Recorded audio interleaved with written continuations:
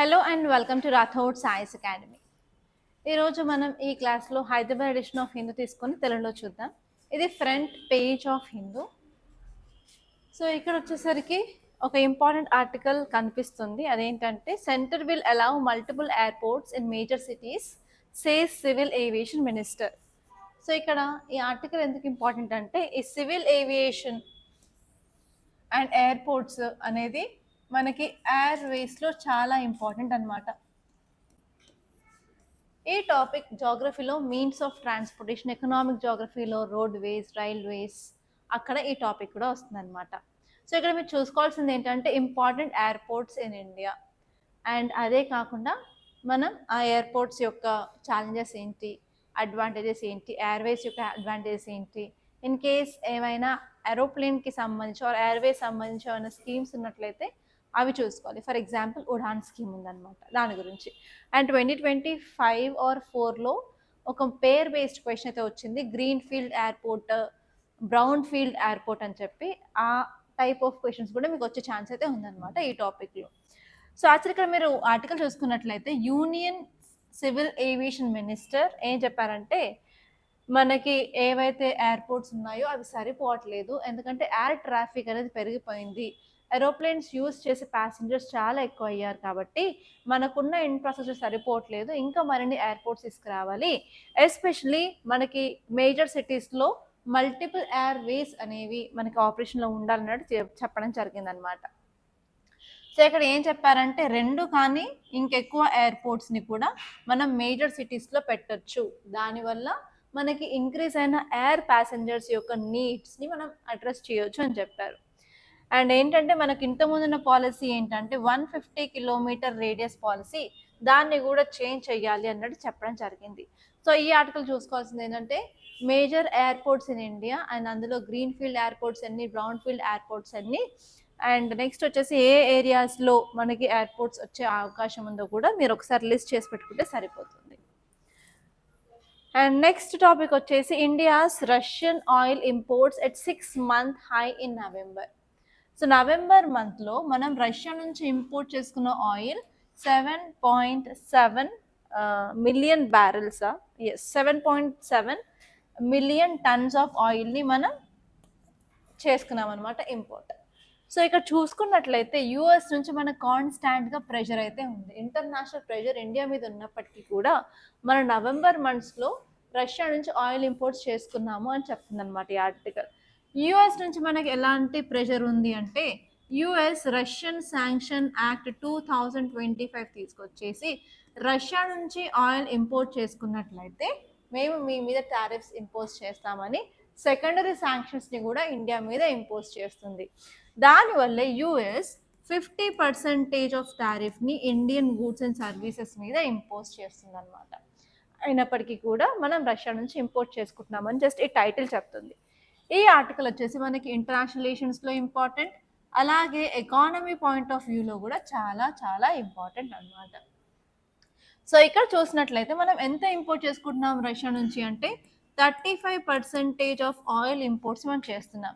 మనకి ప్రతిరోజు 1.8 million barrels of crude oil అనేది చాలా అవసరం అనమాట. అది లేకపోతే మన ఇండియన్ ఎకానమీ అనేది నడవదు. అందులో అరౌండ్ 35% అనేది మన రష్యా నుంచి మన నవంబర్లో ఇంపోర్ట్ చేసుకున్నామని ఈ రిపోర్ట్ చెప్తుంది. అండ్ మనం ఏంటంటే మనం దీనికి మనీ కూడా పే చేస్తాం కదా, ఈ మనీ వచ్చేసి 34% ఆఫ్ అవర్ గ్లోబల్ ఆయిల్ ఇంపోర్ట్స్లో 34% ఆఫ్ మనీని మనం రష్యాకి ఇవ్వడం జరిగింది, అండ్ 35% ఆఫ్ ఆయిల్ని ఇంపోర్ట్ చేసుకుంటున్నాం. అంటే మిగతా కంట్రీస్తో కంపేర్ చేసినట్లయితే రష్యా మనకి డిస్కౌంటెడ్ ప్రైస్లో మనకి ఆయిల్ అనేది ప్రొవైడ్ చేస్తుంది అనమాట. సో దీనివల్ల మనకి ఇంపాక్ట్ ఏంటంటే మనం తక్కువ అమౌంట్ ఆఫ్ మనీని మనం పే చేస్తున్నాం రష్యాకి, అండ్ అలాగే రష్యాని స్విఫ్ట్ పేమెంట్ సిస్టమ్ నుంచి కూడా రిమూవ్ చేశారు కదా యుఎస్. అందుకని ఏంటంటే మనం ఇప్పుడు రూపీ రూబెల్ ట్రేడ్ అనేది చేస్తున్నాము. అండ్ మన ఇండియాలో ఆయిల్ లేకపోతే మాత్రం పెట్రోల్ డీజిల్ అది తయారవ్వదు, అండ్ దానివల్ల ట్రాన్స్పోర్టేషన్ చాలా ఇబ్బంది అవుతుంది కదా. సో అందుకని ఏంటంటే రష్యా నుంచి ఇంపోర్ట్ చేసుకోవడం వల్ల మనకు డిస్కౌంటెడ్ ప్రైస్లో ఆయిల్ రావడం వల్ల మన యొక్క పెట్రోల్ అండ్ డీజిల్ నీడ్స్ కూడా సరిపోతున్నాయి, ఎనర్జీ సెక్యూరిటీ కూడా మెయింటైన్ చేస్తున్నాము, దాంతోపాటు మనం గూడ్స్ అండ్ సర్వీస్ యొక్క ప్రైస్ని కూడా మెయింటైన్ చేస్తున్నాము అని చెప్పి ఈ ఆర్టికల్ చెప్పింది. సో ఇప్పుడు మనం ఇలా ఇంపోర్ట్ చేసుకోవడం పెంచడం వల్ల మనకి ఇంపాక్ట్ ఏంటి, మన international relations point of view చూసుకున్నట్లయితే ఇండియా యూఎస్ రిలేషన్స్ కొంత స్ట్రెయిన్ అయితే కనిపించవచ్చు, అండ్ ఇండియా రష్యా రిలేషన్స్ పెరుగుతున్నాయని చెప్పచ్చు అనమాట. ఓకే, మళ్ళీ నెక్స్ట్ ఆర్టికల్లోకి వెళ్దాం. ఈ హైదరాబాద్ పేజ్లో ఈ యొక్క ఆర్టికల్ అయితే ఉంది, ఒకసారి చూడండి. ఈ ఆర్టికల్ ఏం చెప్తుందంటే doorstep screening big leap in treating anaemia NIN study. NIN అంటే ఏం లేదు, నేషనల్ న్యూట్రిషన్ ఇన్స్టిట్యూట్ అనమాట, నేషనల్ ఇన్స్టిట్యూట్ ఫర్ న్యూట్రిషన్. అది ఒక స్టడీ అయితే చేసింది. ఈ స్టడీలో ఏంటంటే ఇది ఒక simple door step screening and treatment approach. ఈ అప్రోచ్ దేని మీద ఫోకస్ చేస్తుంటే అనీమియా మీద. అనీమియా అంటే ఏం లేదు, నార్మల్గా మన హ్యూమన్ బ్లడ్లో ఆర్బీసీ డబ్ల్యూబీసీ ప్లేటెట్స్ ఉంటాయి కదా. ఆర్బీసీ రెడ్ బ్లడ్ సెల్స్లో రెడ్ కలర్గా ఉండడానికి రీజన్ ఏంటంటే హీమోగ్లోబిన్. సో నార్మల్గా హ్యూమన్స్లో హెమోగ్లోబిన్ లెవెల్ అనేది తక్కువ ఉంటే దాన్ని ఎనీమియా అంటారనమాట. ఫర్ ఎగ్జాంపుల్ ఉమెన్ అయితే లెస్ దాన్ 12 mg/dl, మేల్ అయితే 14 mg/dl కంటే తక్కువ ఉంటే వీళ్ళకి ఎనీమియా ఉన్నట్టు అర్థం అనమాట. సో ఎనీమియా అంటే సింపుల్గా హిమోగ్లోబిన్ లెవెల్ అనేది తక్కువ ఉంటుంది అనమాట. అసలు ఈ హిమోగ్లోబిన్ ఎందుకు అవసరం అంటే మన సెల్స్కి కావాల్సిన ఆక్సిజన్ని క్యారీ చేసేది హిమోగ్లోబిన్. ఇప్పుడు హిమోగ్లోబిన్ లెవెల్స్ తక్కువ ఉన్నాయంటే మన సెల్స్కి తీసుకెళ్లే ఆక్సిజన్ కూడా తగ్గుతుంది. తగ్గడం వల్ల మన సెల్స్ అనేవి కంప్లీట్గా ఫుల్గా ఎఫిషియెంట్గా ఫంక్షన్ అనేది చేయలేవు. దానివల్ల మనకు కళ్ళు తిరగడం కానీ, చేత కాకపోవడం కానీ, పని చేయలేకపోవడం కానీ, అలసట కానీ కనిపిస్తుంది అనమాట. సో ఈ ఎనీమియా అనేది ఎస్పెషల్లీ ఉమెన్లో ఇండియాలో చాలా ఎక్కువ ఉంటుంది. Women and adolescent girls women అంటే ఏంటంటే వాళ్ళకి మెన్స్ట్రువల్ సైకిల్స్ ఉంటాయి కాబట్టి ఇన్ కేస్ బ్లడ్ లాస్ ఎక్కువ ఉంటే కూడా మన హిమోగ్లోబిన్ వచ్చే ఛాన్స్ ఉంటుంది. అదే కాకుండా నార్మల్గా ఇండియాలో ట్రెడిషన్ మన సొసైటీలో ఫాలో అయ్యేది ఏంటంటే అందరూ తిన్న తర్వాత లాస్ట్కి భోజనం అనేది చేస్తారనమాట ఉమెన్. దాంతో ఏంటంటే వాళ్ళకి కావాల్సిన ఎఫిషియెంట్ న్యూట్రియంట్స్ అవన్నీ దొరకక కూడా వాళ్ళకి ఫుడ్ అనేది తక్కువ క్వాంటిటీలో తీసుకోవడం వల్ల కూడా వాళ్ళకి ఎనీమియా అనేది రావచ్చు. అండ్ నార్మల్ ఏంటంటే women is known for sacrifice. So అలా చేయడం వల్ల కూడా లైక్ వాళ్ళకి కావాల్సిన న్యూట్రిషన్ నీడ్స్ తీసుకోకపోవడం వల్ల కూడా ఎనీమియా అనేది వచ్చే ఛాన్స్ ఉందన్నమాట. సో ఇక్కడ మీరు చూసుకోవాల్సింది ఏంటంటే ఈ రీసెర్చ్ కండక్ట్ చేసిన అరౌండ్ 14 విలేజెస్ అనమాట తెలంగాణలో. దీన్ని స్టార్ రీసెర్చ్ అంటున్నారు. దాని ఫుల్ ఫామ్ ఏంటంటే screen and treat for anaemia reduction. So వాళ్ళు ఏం చేస్తున్నారంటే 6 months నుంచి 50 years వరకు ఉన్న పీపుల్కి అనీమియా అనేది చెక్ చేశారు.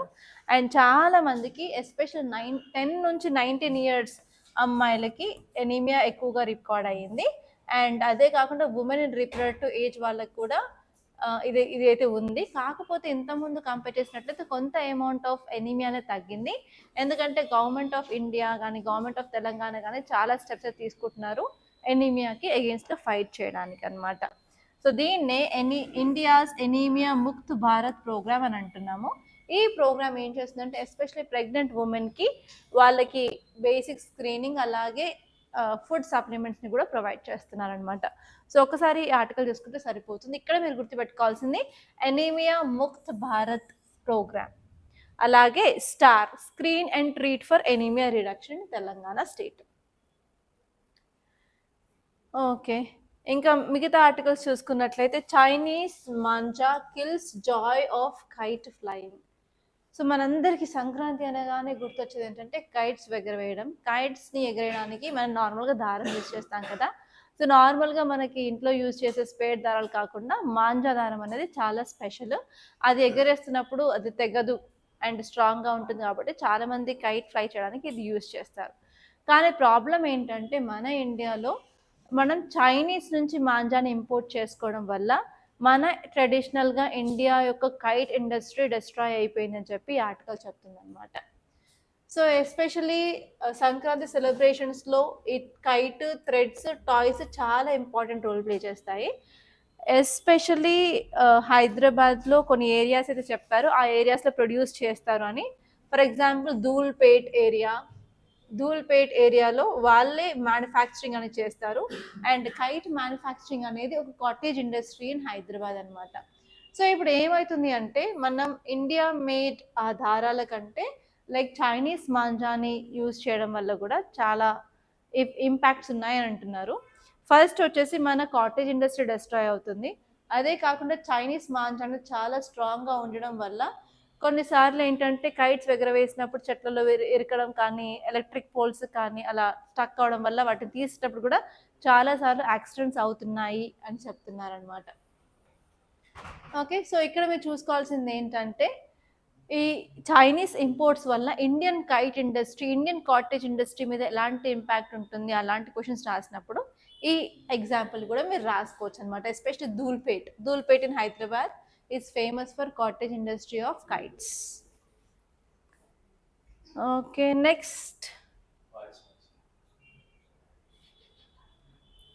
నెక్స్ట్ ఆర్టికల్ చూసుకున్నట్లయితే డైరెక్ట్ ఎడిటోరియల్ పేజ్లోకి వెళ్ళొచ్చు.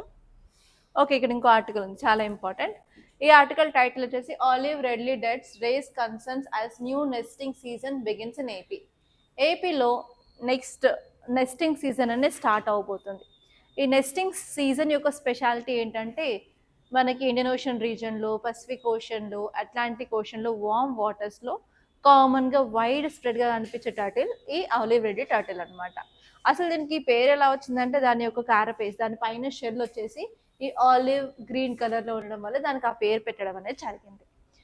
అండ్ యాక్చువల్లీ ఇది ఎందుకు ఫేమస్ అంటే మనకి నెస్టింగ్ సీజన్లో థౌజండ్స్ ఆఫ్ ఫీమేల్ టర్టిల్స్ అనేది మన షోర్కి ఒడ్డుకు వచ్చేసి ఆ ఒడ్డులో ఉన్న శాండ్లో ఏం చేస్తాయంటే అవి ఎగ్స్ పెడతాయి అనమాట. అవి ఎగ్స్ పెట్టేసి అవి హ్యాచ్ అయిన తర్వాత చిన్న చిన్న టర్టిల్స్ అనేవి మళ్ళీ సీలోకి వెళ్ళిపోతాయి అనమాట. సో అప్పుడు ఏం చేస్తారు అంటే మన గవర్నమెంట్ ఆఫ్ ఇండియా కొన్ని ప్రోగ్రామ్స్ తీసుకొచ్చేసి ఈ టర్టిల్ స్పీసీస్ని కన్జర్వ్ చేయాలనుకుంటున్నారనమాట. కానీ ఇప్పుడున్న ప్రాబ్లం ఏంటంటే మనకి ఈ ఆలివ్ రెడ్లీ యొక్క క్యారసెస్ అంటే డెడ్ బాడీస్ అనేవి షోర్ దగ్గర కనిపిస్తున్నాయి. ఎస్పెషల్లీ ఈ ముత్యాలమ్మ పాలెం, తాంటడి, రాజన్న పాలెం బీచ్లలో మనకి ఈ యొక్క ఆలివ్ రెడ్లీ టర్టిల్స్ యొక్క డెడ్ బాడీస్ ఎక్కువ కనిపిస్తున్నాయి అన్నమాట. సో యాక్చువల్లీ మెయిన్ రీజన్ ఏంటి ఇక్కడ చెప్పేది ఎందుకు చనిపోతున్నాయంటే టర్టిల్స్ ప్రతి 40 to 45 minutes ఒకసారి సీ సర్వేస్ దగ్గరకు వచ్చేసి అవి బ్రీతింగ్ తీసుకుంటాయి అన్నమాట. కానీ ఏం చేస్తున్నాం మనం ఫిషింగ్ అని చెప్పి నెట్స్ అనేవి వేయడం వల్ల ఆ నెట్స్లలో ఈ టర్టిల్స్ అనేవి చిక్కుకుంటే ఏంటంటే అవి 40 to 45 minutesకి అవి పైకి రాలేకపోవడం వల్ల ఆక్సిజన్ అనేది పీల్చుకోలేకపోవడం వల్ల అవి చనిపోయాయి అని చెప్పి ఎక్స్పర్ట్స్ కొంత వార్న్ అయితే చేశారనమాట. ఇప్పుడు దానివల్ల ఇక్కడ ఆంధ్రప్రదేశ్లో ఉన్న యాక్ట్ని ఇంకా మరికొంత స్ట్రిక్ట్గా చేయాలనుకుంటున్నారు.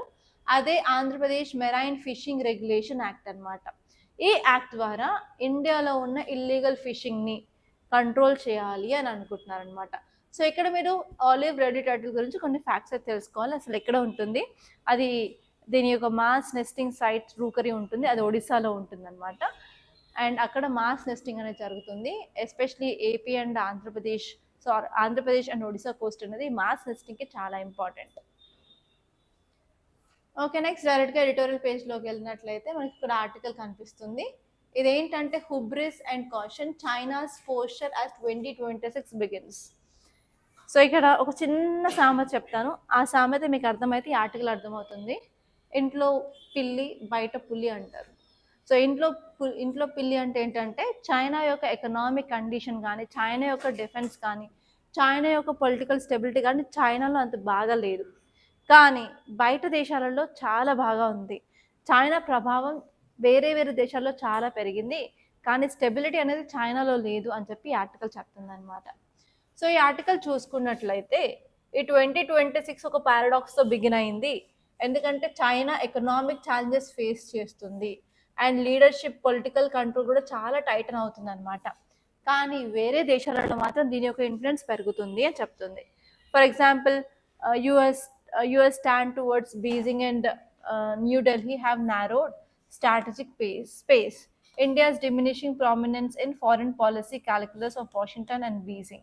So actually what is happening ante, so China యొక్క ఓవరాల్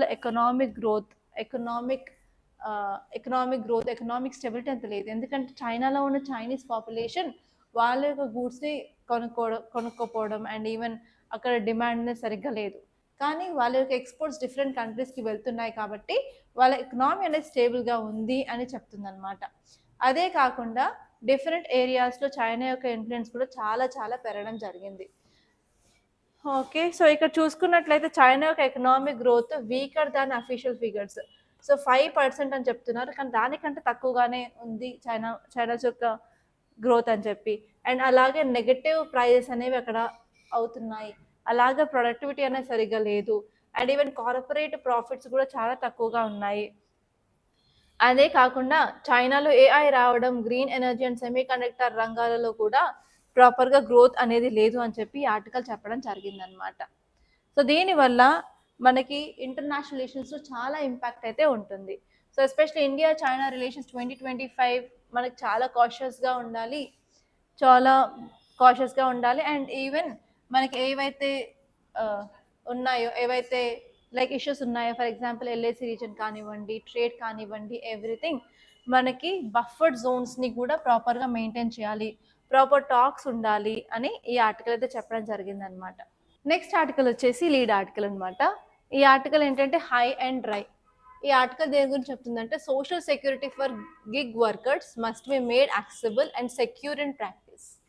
సో మనం రీసెంట్గా 4 లేబర్ కోడ్స్ని ఇంప్లిమెంట్ చేస్తున్నాము, స్టార్ట్ చేస్తున్నాము అని చెప్పాను కదా. అందులో చెప్పిన ఒక ఇంపార్టెంట్ కోడ్ ఏంటంటే సోషల్ సెక్యూరిటీ కోడ్ అనమాట. So as a zig workers అంటే ప్లాట్ఫామ్ వర్కర్స్ లైక్ జొమాటోలో వర్క్ చేసే వాళ్ళు కానివ్వండి, జెప్టోలో వర్క్ చేసేవాళ్ళు, స్విగ్గీ, అలా ఊబర్, ఓలాలో వర్క్ చేసే వాళ్ళకి ఏంటంటే సోషల్ సెక్యూరిటీ అనేది ఉండదు. అసలు సోషల్ సెక్యూరిటీ అంటే ఏం లేదు, సింపుల్గా చెప్పాలంటే ఆర్గనైజ్డ్ వర్క్ చేసేవాళ్ళు కానీ, లేకపోతే ఏదైనా గవర్నమెంట్ జాబ్ చేసే వాళ్ళకి ఏంటంటే మనకు పండుగలకి పబ్బలకి హాలిడేస్ ఉంటాయి, వాటికి శాలరీ ఇచ్చి మనకు హాలిడేస్ ఇస్తారు. అండ్ అలాగే ఉమెన్కి అయితేనేమో ప్రెగ్నెన్సీ టైంలో 6 months ఆఫ్ పెయిడ్ లీవ్ కూడా ప్రొవైడ్ చేస్తారు.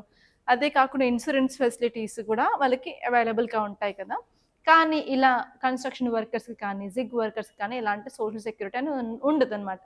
సో ఓన్లీ వాళ్ళు ఎన్ని నెంబర్ ఆఫ్ డెలివరీస్ చేస్తే, ఫర్ ఎగ్జాంపుల్ ఈరోజు నేను 40 డెలివరీస్ చేశాను, 40 ఫుడ్ ఆర్డర్స్ని వాళ్ళ డెలివరీ హోమ్ డెలివరీ చేశాను, ఆర్ఎల్స్ ఇన్ని రైడ్స్ పిక్ చేసుకున్నాను, ఇంత డిస్టెన్స్ ట్రావెల్ చేస్తాను, వాటి బట్టి వాళ్ళకి శాలరీ అనేది ఉంటుంది తప్ప వాళ్ళకి ఎక్స్ట్రా పెయిడ్ లీవ్స్ అనేవి ఉండవన్నమాట.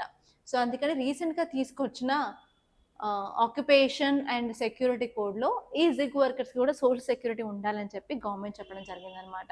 సో రీసెంట్గా ఏం జరిగిందంటే December 31 రోజు ఇండియాలో అరౌండ్ 1 lakh వర్కర్స్, ఈ జిగ్ వర్కర్స్ ఏంటంటే వాళ్ళు ప్రొటెస్ట్ అనేది చేశారనమాట, స్ట్రైకులు చేయడం జరిగిందనమాట. దాని తర్వాత మన గవర్నమెంట్ ఆఫ్ ఇండియా కొన్ని రూల్స్ అయితే తీసుకొచ్చింది. ఈ రూల్స్ ఏంటంటే సోషల్ సెక్యూరిటీ వాళ్ళకి ప్రొవైడ్ చేయాలి అని చెప్పి. సో ఇక్కడ ఈ ఆర్టికల్ ఏం చెప్తుందంటే ఆల్రెడీ మనం దీని గురించి మాట్లాడుకున్నాం కాబట్టి ఈ సోషల్ సెక్యూరిటీ అనేది వీళ్ళకి యాక్సెసిబుల్గా, అఫోర్డబుల్గా ఉండాలి, అందరికీ మనం ఇవ్వాలి అన్నట్టు ఈ ఆర్టికల్ అయితే చెప్పడం జరిగింది అనమాట. సో నెక్స్ట్ ఇక్కడ ఇంకో ఎడిటోరియల్ చూసుకున్నట్లయితే security camps the game changer in the Maoist fight. So ఈ ఆర్టికల్ ఏం చెప్తుందంటే మన ఇండియాలో ఉన్న మేజర్ ప్రాబ్లం మావోయిజం, దీన్నే లెఫ్ట్ వింగ్ ఎక్స్ట్రీమిజం అని కూడా అంటామన్నమాట. సో ఇక్కడ ఏం జరుగుతుంది అంటే మన ఇండియాలో ఈ ఏరియాలో, దీన్ని రెడ్ కారిడార్ అంటారు, ఈ స్టేట్స్ అన్నిటినీ ఈ మావోయిజం అనేది ఆక్యుపై చేసింది. దీన్నే లెఫ్ట్ వింగ్ ఎక్స్ట్రీమిజం, నక్సలిజం అని కూడా అంటాం అనమాట. అయితే మన గవర్నమెంట్ ఆఫ్ ఇండియా యొక్క టార్గెట్ ఏంటంటే 2026 లోపు ఈ యొక్క నక్సలిజంని ఇండియాలో ఎలిమినేట్ చేయాలనే టార్గెట్.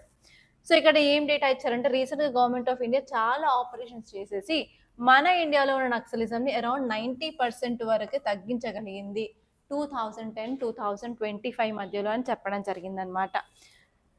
అయినప్పటికీ కూడా కొన్ని ఏరియాలో నక్సలిజం ఉంది. ఆ ఏరియాస్ ఏంటంటే Bijapur, Narayanpur and Sukma, south bustard reason అని చెప్తున్నారనమాట. ఓకే, ఎస్పెషలీ మనకి నక్సలిజం ఉన్న స్టేట్స్ ఏంటంటే ఏపీ, ఛత్తీస్గఢ్, మహారాష్ట్ర, ఒడిశా, తెలంగాణ. వీటినే రెడ్ కారిడార్ ఏరియా అని అంటారనమాట. సో ఇక్కడ మీరు చేయాల్సింది ఏంటంటే అసలు నక్సలిజం ఇండియాలో ఉండడానికి మేజర్ రీజన్స్ ఏంటి లిస్ట్ అవుట్ చేసుకోండి. అండ్ వీటిని ఫైట్ చేయడానికి గవర్నమెంట్ తీసుకొచ్చిన రీసెంట్ స్ట్రాటజీస్ ఏంటి చూడండి. అలాగే రీసెంట్ కొన్ని ఆపరేషన్స్ చేసింది కదా, ఒక సైడ్ నుంచి ఏమో ఆపరేషన్ సింధు జరుగుతుంది, ఒక సైడ్ ఏమో ఆపరేషన్ అగెయిన్స్ట్ నక్సలిజం జరుగుతూ ఉందన్నమాట ఇండియాలో. అలాంటి ఆపరేషన్స్ ఏ స్టేట్ ఏమేమి చేశాయి, అండ్ ఓన్లీ నక్సలిజంని ఫైట్ చేయడానికి పోలీస్ ఫోర్సెస్ని కూడా తీసుకున్నారు గవర్నమెంట్. అవి ఏ పోలీస్ ఫోర్సెస్, ఏ స్టేట్లో ఏ ఉన్నాయి కూడా మీరు నోట్ చేసి పెట్టుకోండి. అంతే, అంతకుమించి ఇక్కడ ఏం లేదు. సో ఇక్కడ ఈ ఆర్టికల్ ఏం చెప్తుంది అంటే రిమోట్ ఏరియాస్లో కూడా ఈ మావోయిజంని మనం కంట్రోల్ చేశాము అని చెప్తుంది అనమాట. అదే కాకుండా సెక్యూరిటీ ఫోర్సెస్ని కూడా మనం ఇంప్రూవ్ చేసుకున్నాము, లోకల్ పాపులేషన్ కూడా మన గవర్నమెంట్ ఆఫ్ ఇండియాకి సపోర్ట్ చేయడం స్టార్ట్ చేశారని చెప్తున్నాము. అదే కాకుండా మనం అక్కడ ఏరియాస్లో డెవలప్మెంట్, ఇన్ఫ్రాస్ట్రక్చర్ కూడా మనం డెవలప్ చేస్తున్నాం అని చెప్పి ఈ ఆర్టికల్ చెప్పడం జరిగిందనమాట. అండ్ నెక్స్ట్ ఈ ఒపీనియన్ పేజ్లో ఒక ఇంపార్టెంట్ డేటా పాయింట్ అయితే ఉంది. ఆ డేటా పాయింట్ చూసుకున్నట్లయితే India losses 0.4% of it's GDP every year to natural disasters.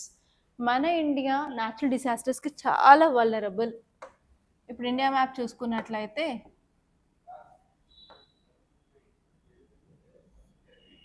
India map సరిగ్గా రావట్లేదు, 1 minute.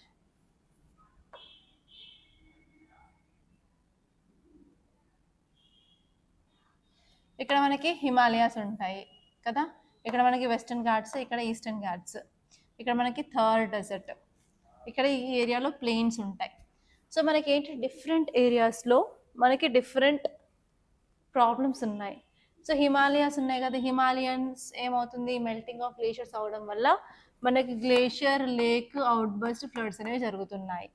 అది కాకుండా ఇక్కడ హిమాలయాస్ ఫామ్ అవడానికి మేజర్ రీజన్ ఏంటి, ఇండియన్ ప్లేట్ వెళ్ళేసి యూరేషియన్ ప్లేట్కి హిట్ అవ్వడం వల్ల, అంటే ప్లేట్ మూవ్మెంట్స్ వల్ల. అండ్ ఈ ఏరియా చాలా ఇన్స్టేబుల్ కాబట్టి మనకి గుజరాత్ రీజన్లో, ఇక్కడ ఈ రీజన్లో ఎర్త్క్వేక్స్ వచ్చే ఛాన్సెస్ చాలా ఎక్కువగా ఉంటాయి. అదే కాకుండా ఇక్కడ మనకి బే ఆఫ్ బెంగాల్ ఉంది, ఇక్కడ అరేబియన్ సీ ఉంది కదా. సో గ్లోబల్ వార్మింగ్ వల్ల ఏమవుతుంది, టెంపరేచర్ పెరగడం వల్ల కూడా మనకి ఇక్కడ ఫ్లడ్స్ అనేవి వస్తున్నాయి, ఎస్పెషలీ సైక్లోన్స్ రావడం వల్ల ఫ్లడ్స్. సో ఇక్కడ నుంచి వచ్చే విండ్స్, మనకి మాన్సూన్ విండ్స్ ఇలా మూవ్ అవుతాయి కాబట్టి ఈ రెయిన్ షాడో రీజన్లో వర్షాలు రావు కాబట్టి మనకి డ్రాట్స్ కూడా చాలా ఎక్కువగా ఉంటాయి అన్నమాట ఈ రీజన్స్లో. సో ఇలా డిఫరెంట్ డిజాస్టర్స్ అనేవి ఇండియాలో ఉండడం వల్ల, అండ్ ఈవెన్ వైల్డ్ ఫైర్స్ ఉన్నాయి, అలాగే ఇండస్ట్రియల్ డిజాస్టర్స్, ఏమో మ్యాన్మేడ్ డిజాస్టర్స్ కూడా ఉన్నాయి. సో ఇలాంటి డిజాస్టర్స్ జరగడం వల్ల మన ఇండియాలో ఎవ్రీ ఇయర్ 0.4% ఆఫ్ జీడిపిని మనం లాస్ అవుతున్నాము అని చెప్పి ఈ ఆర్టికల్ చెప్పడం జరిగిందనమాట. సో ఇక్కడ ఎలాంటి డిజాస్టర్స్ ఉన్నాయి, అండ్ ఇంక్రీజింగ్ ఆఫ్ ఇంటెన్సిటీ అవుతుంది, ఇంటెన్సిటీ పెరుగుతుంది, అండ్ అలాగే ఫ్రీక్వెన్సీ కూడా పెరుగుతుంది అనమాట మన ఇండియాలో. దానివల్ల చాలా విధాలుగా మనకు లాసెస్ అనేవి జరుగుతున్నాయి.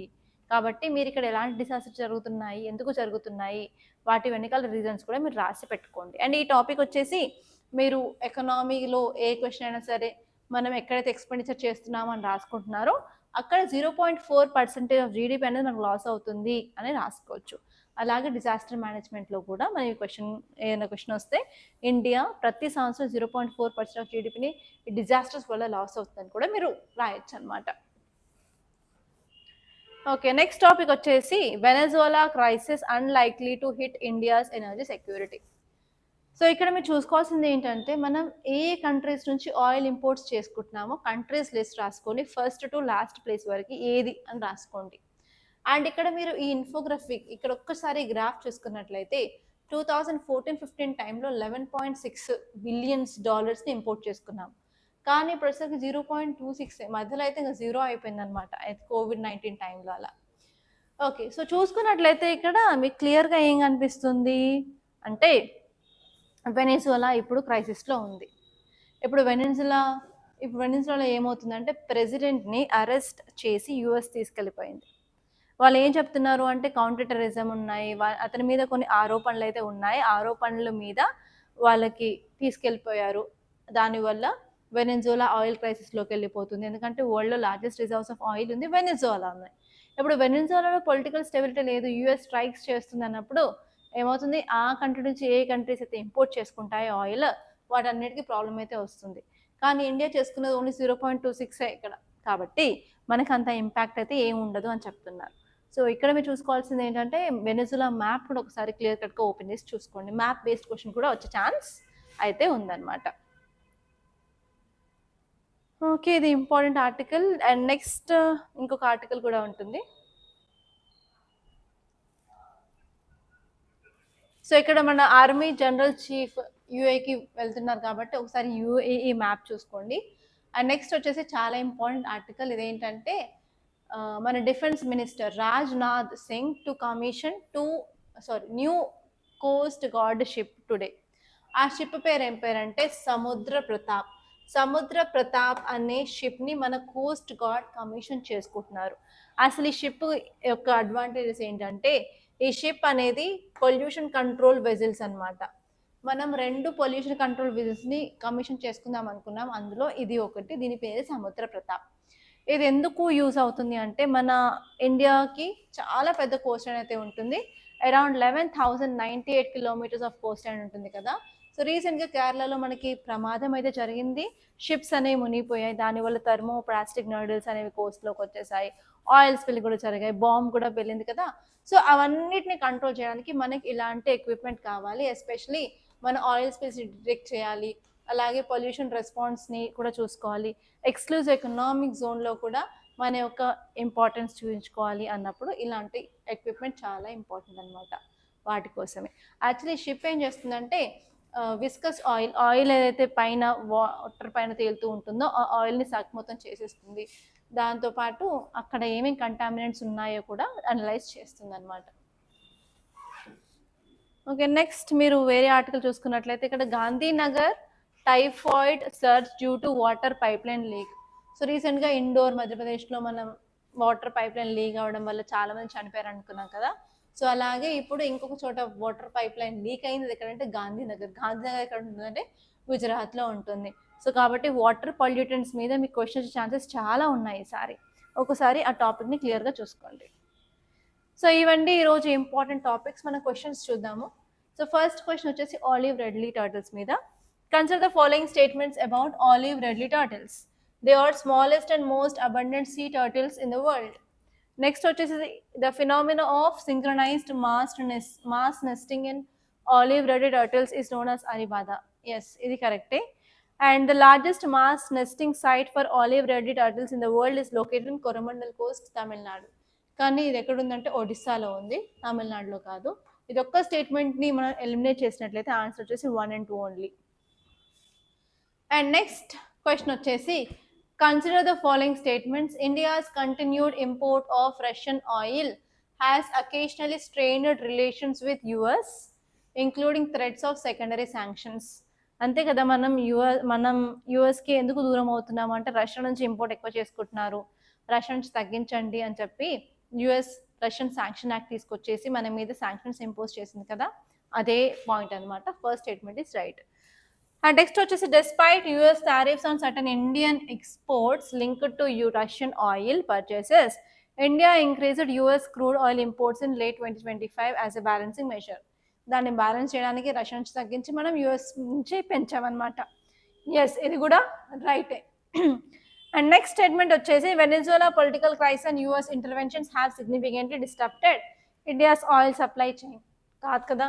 సో టైటిలే చెప్పేసింది ఏంటంటే వెనిజులా వల్ల క్రైసిస్ అవుతూ ఉంది, ఆ క్రైసిస్ వల్ల ఇండియా ఇంపోర్ట్స్కి ఎలాంటి ప్రాబ్లం లేదని చెప్పింది కదా. సో ఇది 3 పాయింట్ని మనం థర్డ్ పాయింట్ని ఎలిమినేట్ చేస్తే ఆన్సర్ వచ్చేసి 1 and 2 ఓన్లీ అనమాట.